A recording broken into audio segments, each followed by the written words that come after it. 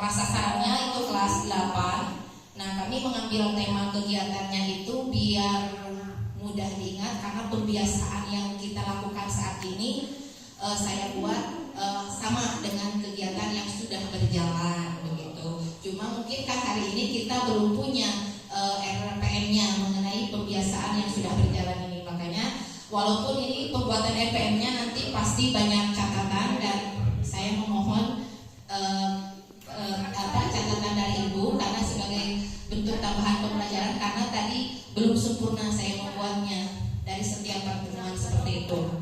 Sehari satu kebaikan selamanya jadi kebiasaan. Nah, untuk dimensi profi lulusannya kami ini ada 4. Yang pertama keimanan dan ketakwaan terhadap Tuhan yang Maha Esa. Untuk subdimensinya yaitu hubungan dengan Tuhan yang Maha Esa. Yang selanjutnya penalaran kritis, dimensinya yaitu penyampaian argumentasi. Yang selanjutnya 3 kesehatan, subdimensinya kebugaran, kesehatan fisik dan kesehatan mental. Dan yang terakhir dimensi profi lulusannya komunikasi, di mana di subdimensinya ada berbicara. Adapun tujuan pembelajarannya, yang pertama murid dapat memahami dan mengamalkan ajaran Tuhan yang Maha Esa yang dianutnya berdasarkan kesadaran dirinya secara konsisten dengan kegiatan sholat duha. Selanjutnya, murid dapat menyampaikan argumen logis secara runtut disertai alasan yang kuat. Yang ketiga, murid dapat meningkatkan kebugaran kesehatan fisik dan kesehatan mental dengan berolahraga secara teratur. Dan yang keempat, murid menyampaikan, menggali dan menanggapi secara lisan berbagai jenis informasi dengan cara yang cukup tepat, lancar dan efektif. Nah, adapun praktik pedagogisnya, yang pertama pendekatan konseptual. Ini mengenai jadi kebiasaannya Bapak Ibu untuk kegiatannya sama, ada sholat duha, terus lagi literasi dan senam, seperti yang sudah berjalan saat ini. Kebiasaan yang sudah berjalan itu kebanyakan anak hanya membaca saja, hanya membaca, tindak lanjutnya kurang begitu efektif ya. Mungkin dengan setelah ada kegiatan ini nanti kita bisa dibuatkan acuannya RPM tadi agar nanti si anak jelas kegiatannya apa saja dan nanti di akhir kegiatan khususnya untuk literasi si anak bisa membuat yang itu buku teh Bu Imas seperti apa AIC singkatannya teh review AI. Nah yang itu jadi anak bisa sampai ke situ. Yang ketiga pendekatan diferensiasi. Ini di semua pembiasaan pendekatan ini juga digunakan karena nanti pasti dikelompokkan termasuk di sholat duha karena sebelum praktik sholat duha anak tidak langsung praktik tetapi ada langkah-langkah di awal tentu diperlukan pengelompokan secara diferensiasi.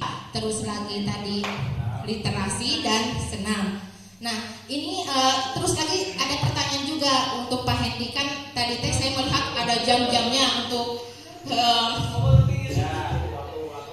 kelompok 1 dan 2 untuk waktu. Nah untuk pembiasaan ini kan 1 minggunya 5 JP. Kalau berdasarkan P5 misalkan kokurikuler itu sekian berapa JP? Kokurikuler setahun 360. Nah biasanya 360 itu dibagi 3 tema, berarti kan hari ini ada 3 tema misalkannya. Berarti setiap tema tidak akan sama untuk jumlah JP-nya. Nah itu yang membuat saya itu tadi ketika membuatnya itu bingung jadi setuju berapa JP-JP-nya karena belum jelas untuk tema tadi ini untuk lintas disiplin ilmu berapa jam. Untuk tadi yang kedua yang itu berapa jam. Jadi tadi sulit ini ya.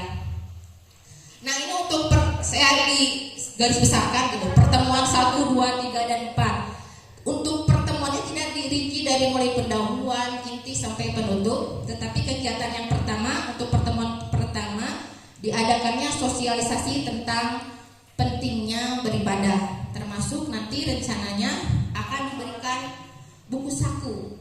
Jadi si anak itu melakukan pembiasaannya itu tidak hanya sebatas formalitas, tetapi ada acuan administrasinya gitu. Seperti itu. pertemuan yang kedua, nah ini pasti sosialisasi tidak selesai dalam satu pertemuan ya. Yang kedua, pendidik menjelaskan tata cara wudhu, salat, bacaan dan doa sholat duha. Karena hari ini kita sholat duha brem gitu ya. Nah, tentang sholat duha, pendidik mengumpulkan murid di lapangan. Pendidik membagi murid duduk berdasarkan kelompok masing-masing. Di buku bacaan, satu orang satu buku. Selanjutnya, murid mulai membaca buku bacaan yang mereka pegang. Murid mengamati informasi yang diberikan. Ini sebetulnya sama seperti kita P5 ya. Jadi anak diobservasi selama proses kegiatan. Itu bentuknya catatan jurnal. Lalu yang sumatif, penilaian kerja atau praktik, bentuknya rubrik. Nah, untuk penilaian sumatif itu hasil akhirnya yaitu tadi ada dimensi profilusannya ada 4 aspek yang dinilainya untuk keimanan dan ketakwaan terhadap Tuhan Yang Maha Esa, kedisiplinan dan tanggung jawab. Ada 3 poin: berkembang, cakap, mahir, lalu bernalar kritis. Aspek yang dinilainya menganalisis informasi. Ini untuk pembiasaan literasi ya. Ini juga sama, berkembang, cakap, mahir. Dan yang terakhir kesehatan, itu ketahanan fisik untuk senam ya. Ini juga sama, ada berkembang, cakap dan mahir. Dan yang terakhir komunikasi. Ini komunikasi, aspek yang dinilainya kolaborasi dan mengemukakan pendapat. Sama, ada 3 aspek: berkembang, cakap dan mahir. Ya, Ibu tetap di situ ya. Scroll ke atas, Pak. Ibu, scroll. Satu semester berapa bulan? 1 bulan berapa minggu? 6 kali 4 berapa? 24 kali 5 berapa? Ya, terus dalam kurung 120 CP. Beres kan? Ya, hitungnya 120 CP, Bu. Nah, berarti dari 120 CP itu sisanya berapa untuk mencapai 180? Kan 360 itu per tahun ya, bagi 280, berarti sisa 60 CPT tadi kelompok itu seberapa? 20, oke. 20 CP kan tadi? 15 ini. Oh, ini 15, ini 35. Sesana berapa berarti? 60 dikurangi 35. Nah, mungkin emutan 25 JPD tema normal. Karena dia jadi semester langsung paham ya? Gitu ya? Nah, oke, udah benar tujuannya. Coba scroll Pak sambil udah. Nah, ini yang tadi memahami dan mengamalkan. Tadi yang di penilaian sumatifnya, aspek yang dinilainya yang pertama bukan kedisiplinan tanggung jawab, tetapi itu pengamalan ajaran Tuhan Yang Maha Esa aja. Aspek yang dinilainya ya. Jadi ulang kali sekali mungkin. Nah, apa yang terberes? Ya, lanjut terus bawah. Pelan-pelan dong. Pelan-pelan, Nak.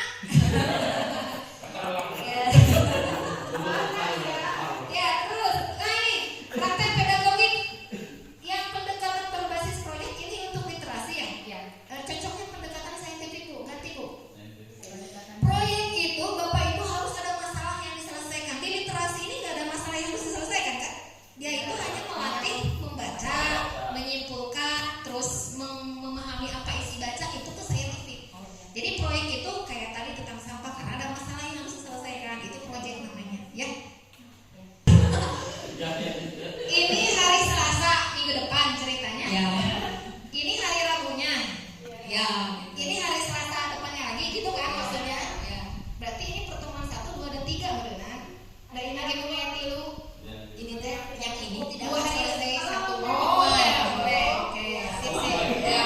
Pasti lama yang ini. Aja Bu, biar Ibu ada dasar kan. Ini hari Selasa depannya lagi gitu ya maksudnya. Oke, ini udah bagus. Literasinya juga udah bagus. Tinggal ini coba tinggal penjelasan. Ibu